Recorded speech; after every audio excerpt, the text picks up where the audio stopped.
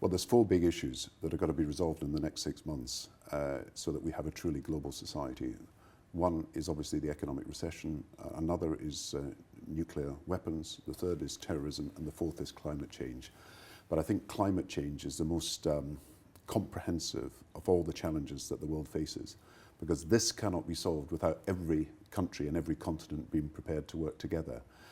So in other instances, if you're dealing with an economic recession, you can get the great powers together, perhaps you might put it the G20. In this, you've got to get every country moving in the same direction. And that's really the challenge of the next few weeks. It will be the first time that the world has been able to come together. And which countries do you now think are the biggest obstacles to a deal? I think it's the European Union has made an offer of 20% cuts by 2020. They have said they're prepared to go to 30% if there's an ambitious deal. I want to create a situation in which the European Union is persuaded to go to 30%. So too is Australia persuaded to go to a higher range. So too is Brazil persuaded to go to a higher range. So too, therefore, are all the countries that have said they have set ranges. They've got to be persuaded to go to this higher level. So it's a responsibility on them and also on other countries who've not got these ranges of ambition at the moment. So it's a mutual decision that we've both got to, both those who have created ranges and those who have not, that we've got to be more ambitious. But to be clear, you would like the EU to move unilaterally to 30% to lead the way? I would like the EU to be persuaded that to go to 30% is the right thing to do. And I hope that we'll be able to say that it's the right decision of all the member states of the European Union that we go to 30%. But at the moment, we are negotiating, and it would be rather silly for the European Union to say that irrespective of what happens, it's going to do X. It's got to say, look, we want to do this, we are trying to do this, we are actually willing and prepared to do this, but we want to see the rest of the world moving with us. And I hope we can get to a position where the EU will move to 30%, because that would be a signal that the world has come round to agree an ambitious deal. And within Europe, where are you encountering resistance to that sort of position? I don't think it's a question of me naming countries in Europe that are being difficult. Look, I think it's not a question at the moment of saying who is potentially to blame. I think the Guardian editorial said, it's no longer worth looking at who was to blame, although we know we could spend a great deal of time discussing that. And you could say, well, who is likely to be to blame if we don't get an agreement? I think it's about us all raising our level of ambition and all looking to the opportunities that arise. You see, if I was conducting a debate in any of the countries that are big polluter countries at the moment, what I'd be saying is, see this as an opportunity. You wrote again in your piece in The Guardian today about the need to resist anti-science, anti-change environmental Luddites, which was very much in keeping with the comments you made on Friday, again, where you talked about flat earthers and the need not to be diverted by flat earthers. I wonder if you include the Saudis in that category. I'm not going to name countries because I don't think that's where the debate is. I believe from my conversations with the Saudis that it is in their interests, and they believe it is also in their interest, to reduce the world's dependence on oil. You see, at the moment, if you think of it from the Saudis' point of view, and from the oil producers' point of view, they've got a very substantial resource, but it would actually make sense of them, given the instability and volatility of the oil price, for them to buy into research and investment and then into the marketing of solar power, wind power, of all the renewable sources of energy. And then they would not be wholly dependent on one fuel. So I would argue with the Saudi Arabians, if this was where it came to, that it's actually in their interests to have a more diversified energy sector, and it's actually in the long-term interests of both the energy producers and the energy consumers that we have far more stability. So I see Saudi Arabia as potentially part of this debate. And I would use the same arguments in all the oil and gas producing countries, that it's not in our long-term interests to have this total dependence on one fuel. And they should use the money they've made from oil to investing in renewables, as Qatar is doing, as UAE is doing, as to some extent Saudi is doing already, and as other oil producers like Norway have done with great success. Just sticking with the Saudis for a moment, can I just read you the remarks of the chief Saudi Copenhagen negotiator from last week? This is in response to the hacked emails. He said, "It appears from the details of the scandal, the hacked emails, that there is no relationship whatsoever between human activity and climate change. Climate is changing for thousands of years, but for natural and not human-induced reasons. Now, Well, he's wrong, and I think most people would want to listen to what people say because there is a debate, not be intolerant of views that are completely opposite to yours, not want to say that it was purely self-interest that was motivating this position, but say, look, I've looked at the scientific evidence myself. I actually, when I was Chancellor of the Exchequer, asked Nick Stern to do the report on environment and the economy. And it turned out to be, to his credit, a masterpiece in which he set out what the likely impact on the economy was going to be and what the danger points were for us. And I think everything that has happened since the Stern report has confirmed that there is a scientific case, that scientific case is one we've got to be worried about, that if we don't take action soon, we'll regret it. So I would disagree fundamentally with the comments of that Saudi it's flat earthism, person. Isn't it? And I would say that he should look at the evidence. And while not being intolerant, because I don't think it's our job to be intolerant, I somehow think that when we get agreement, the Saudis will not refuse to be part of this. But let us see. But my experience of working with many of the countries in the Gulf, that while there are strong views put at the beginning of an argument, they may be prepared, and I think they will be prepared to be part of a worldwide agreement. It's not in the interests of the oil producers for the world to be stacked as oil producers versus oil consumers. And that is the position that I don't think they want to be in, and I don't think they will be in by the end of this negotiation. Now, away from the oil producers, you hear often quite similar things being said by some of the Republican congressmen and senators who've opposed the two bills we've seen coming to the Hill in the States. Do you think some of them fall into that category of Luddites, flat earthers? Yeah, I don't want to talk about any particular individuals, but there has been a view that grew over the last few years, partly as a result of the Stern report, but mainly as a result of the scientific evidence that had been produced by a whole range of different people, that this was a problem, that we agreed it was a problem, that the 2 degrees was something that was something beyond which we couldn't go, that if we didn't take action it would be 6 degrees. All these things became established as part of, I think, the general debate in our society. Now, if 1 or 2 people now are saying that irrespective of that scientific evidence, they want to have an ideological fight about, it's basically about whether the community should act, whether collectively we should be prepared to take action in the face of a known problem. Some people say it's not a problem. Some people say even if it is a problem, then let sort of market forces work their way through this and don't let us take collective action as governments together around the world. I think they're wrong. I think we can prove they're wrong. I'm prepared to take them on this. I believe Britain has shown by the research we've commissioned, as well as by our ability to work with other countries, that we are on the science side of the argument. And I do say that it's been scientific evidence that has moved me. But of course, it's my sense of a better world for our children that has actually inspired me. But I'm just struck by the fact that you're willing to use that very strong language, very strong rhetoric about Tories like Lawson, for instance, but you seem unwilling to apply it to Americans, say, or Saudis, who say exactly the same things. I think I said I disagreed with them fundamentally, and I disagree with the Saudi representative. I said right at the beginning of when you raised his point that I disagreed with them, and I do think that science proves that we are on the right track in seeking an agreement that is not only bold and ambitious, but comprehensive. I mean, if you want to name individuals who've said particular things, I'll answer that. But my general point is there has been a wave of opinion that is based on scientific evidence that has convinced me, and I believe the vast majority of leaders and governments around the world, that they need to act.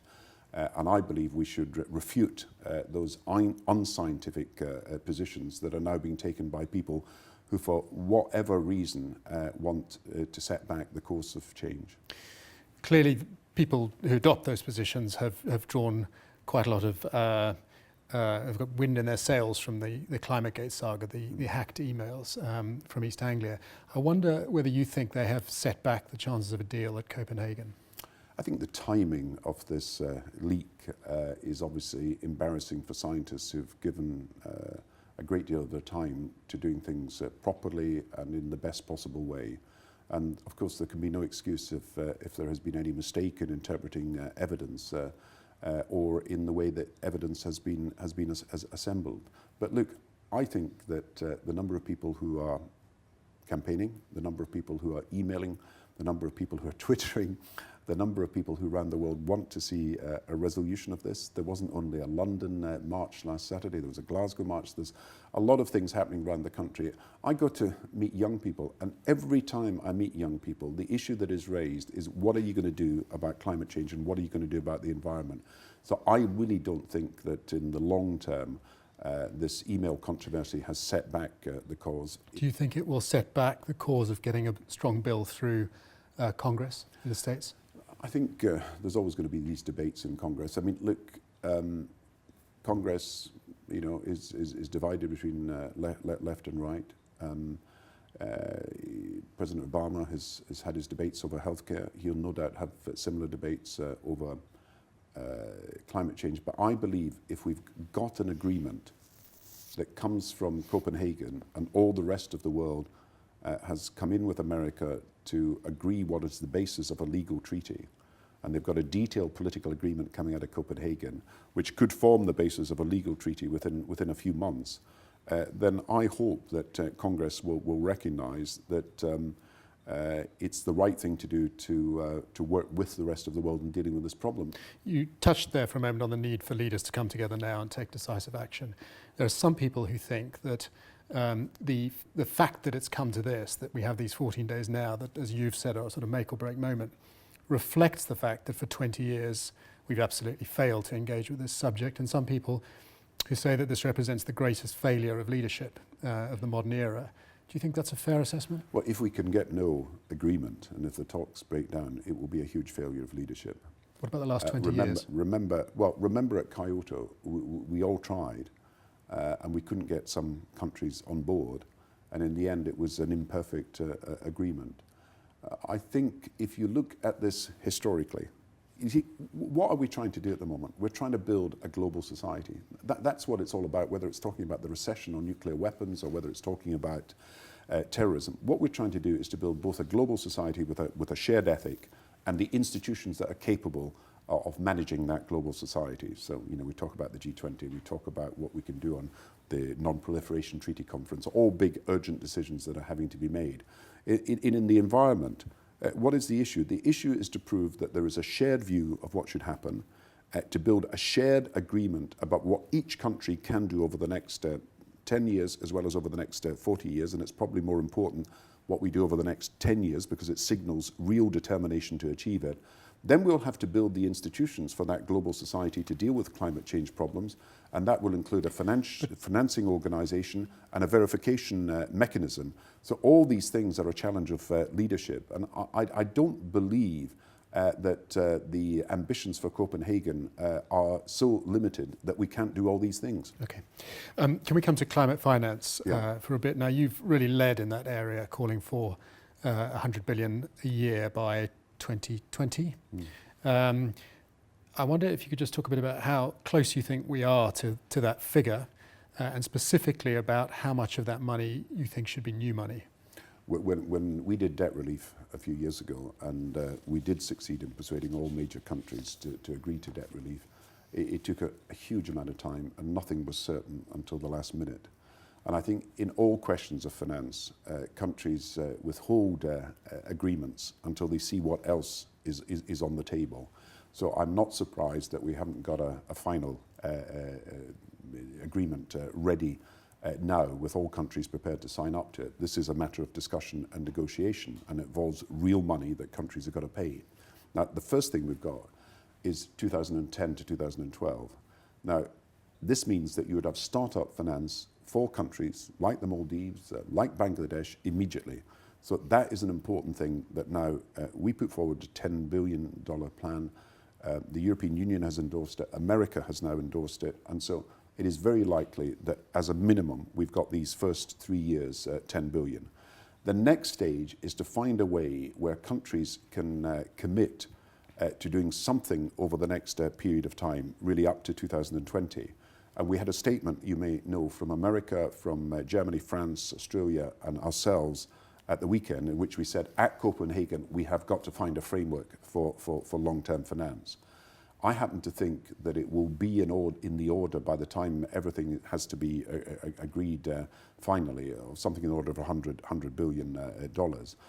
A lot of that will be public finance, but quite a lot of that will also be private finance as a result of carbon trading. A lot of that will be for mitigation, but a lot of that will also have to be for adaptation. And I think you'll find over the next few days, if you take, for example, forestry, you'll find us putting forward proposals area by area about how we can actually deal with real problems that countries are prepared to finance solutions for developing countries or for forest countries. And look for, I think, how we can look at problem one by one. And forestry is a classic example of where I think there is the scope for great agreement. And I'll be pushing that forward over the next few days. But can I just be clear, how much of that figure is new money, that is not money that is already in aid budgets? Well, we have said, you know, that the maximum amount of environmental money, the maximum coming from an aid budget has got to be less than 10%. And that's roughly what we've been spending at the moment, because, you know, we've been doing big projects in the Congo Basin and in other countries. And I hope other countries will take the same view. I mean, other parties in Britain are not taking the same view, unfortunately, but I think you've got to say that there's a limit to how much aid can be diverted to environment without, at the same time, making it difficult for you to achieve your Millennium Development Goals. And I think we've taken a position that the NGOs and other organisations respect. And I've got to persuade other countries that that is the right position to take as well. But the NGOs also point out, A, that to date all the climate aid money that we have given has come from our aid budget, and B, that the EU negotiators took out of the Copenhagen text which would have made the money all additional. Well, we want it to be additional. I mean, that has been our aim. But there is a certain amount of money at the moment now being spent on environment through our aid budget, and that has been absolutely right, because the connection between environmental degradation and poverty is one that is very strong. So we want the money. It's all from the aid budget.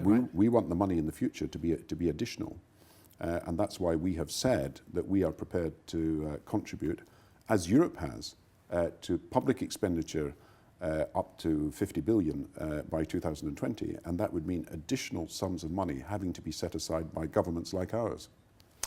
Can I ask you a more personal question? Because you've obviously taken on quite a leadership role internationally in the run-up to Copenhagen. You've made a lot of the arguments for leaders to go there, as we've just talked about. You've made a lot of the arguments on finance. And yet I'm struck by the fact that even 2 or 3 years ago, when people like me talked to your colleagues, they said that climate change was not something that was front and centre of your radar.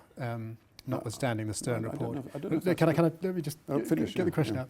And I recall sitting and talking to you on the eve of your going into Downing Street, when you gave a wonderful tour of your view of the biggest issues facing Britain. And I was very struck at the time that climate change wasn't on that list. It wasn't on your sort of number one priority list. Now, no one disputes where you are now. I think everyone can see that you're deadly serious about it, even passionate about it. I just wonder if you recognise that you appear to have come quite late to the party, and I wonder... I think, if I may say so, it's the other way around. I gave a speech many years ago and have put it at the centrepiece of what I say about the economy and social justice, that since 1945, governments, particularly social democratic or left of centre governments, have said that their objectives are economic growth and social justice. And these essentially were the two objectives by which, if you like, left of centre politics were defined. And I said, I don't know if it was 10 years ago, but I said, look, you've got to think of it as a trinity of objectives now. You cannot think, as Keynes did, that the economy and employment are the two big issues for society. You've got to think of economic progress, social justice, and environmental care. And that means you've got to look at how you can achieve economic and social progress in a world where you have responsibilities to the environment, the stewardship of the environment for this and for future generations. Do you recognise, though, that some people looking at Britain from afar acknowledge that we're doing some very significant things, such as the climate bill? They acknowledge your leadership on the run into Copenhagen, but they also say it's a bit rich, some of this coming from the UK, because our record on climate change in the last 10, 20 years has not been good at all. In fact, it is true that our emissions have come down, but as you know, they've come down almost entirely due to the switch from coal to gas, which was the product of the rundown of the coal mines and so on. Even the Labour manifesto pledged to hit a 20% emissions reduction by 2020, you know, we'll miss even on quite a charitable counting. We have a frankly lamentable renewables industry in this country. Germany has, I think it's 250,000 roofs with solar. We have nothing like that.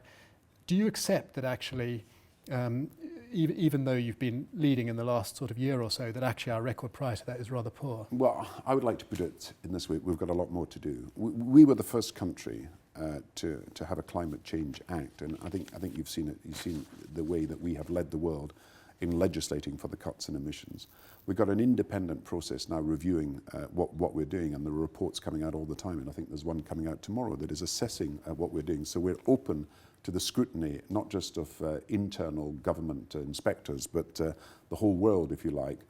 We have tried to lead the way in the run-up to Copenhagen, particularly on issues of finance, but more generally.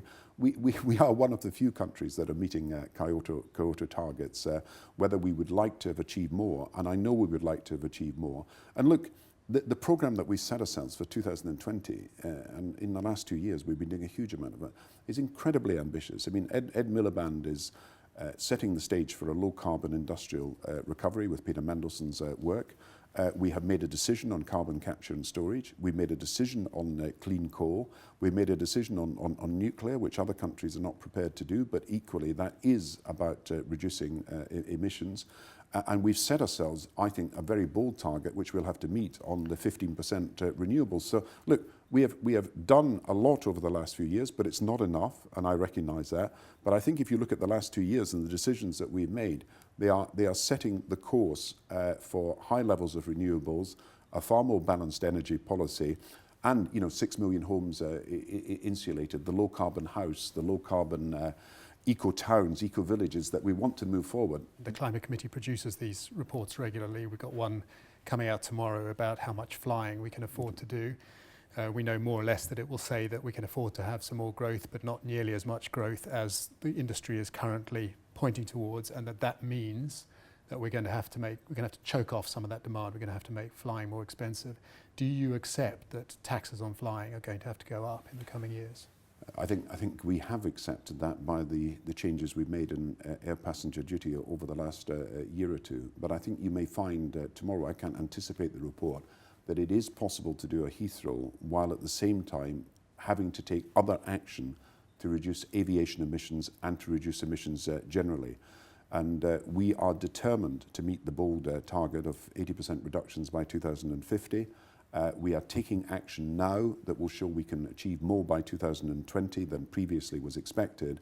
And therefore, one individual decision, controversial as it is, shouldn't obviate the responsibility that we accept and we have to discharge to cut emissions generally. But you accept that part of that will mean increasing air passenger taxes? Well, I'm not going to make announcements on taxation here, but we have already signalled that air passenger duty will rise, has risen, and it has risen as a result.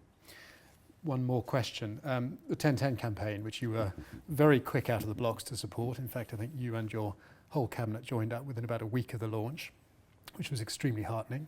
But then when the Lib Dems brought a motion in the House calling for a 10% cut of emissions across the government estate, your party voted against that, it was whipped against that, and it was defeated. I wonder how you reconcile that with your support for the campaign. But I've come to this by also seeing what can be done in practice. In our own home in Scotland, I wanted to move from an ordinary boiler to wind power, thinking that on the hill where we are, one of the most windswept parts of Scotland, far less windswept parts of Britain, that wind power would make a huge difference and we could achieve a great deal from that. I then learnt that actually even in this windswept part of Scotland where you don't have much sun, that solar power would make a bigger difference. And so we've got solar panels, and we're experimenting all the time as a government in what we can do best. So if you take schools, we're redesigning schools so that they can be environmentally friendly. Come to this 10%, we are trying to achieve 10%. I don't know the exact wording of that motion, but obviously I'll look at it again. But we are trying to achieve ambitious objectives now and in the years to come. And I tell you, throughout Whitehall, the message has gone out, and we had Jonathan Porritt working with us for a while on this. The message has gone out, you've got to save energy. And the message has gone out, we've got to be more energy efficient and we've got to be more environmentally aware. Just to be clear, the Tories have committed to a 10% reduction of the government estate within a year of getting in, should they get in. That's what we're hoping to do. That's what we're actually hoping to do. You were hoping to do it yourselves Yes. within a year? Yes, well, that's what we've been trying to do. Thank you, Prime Minister.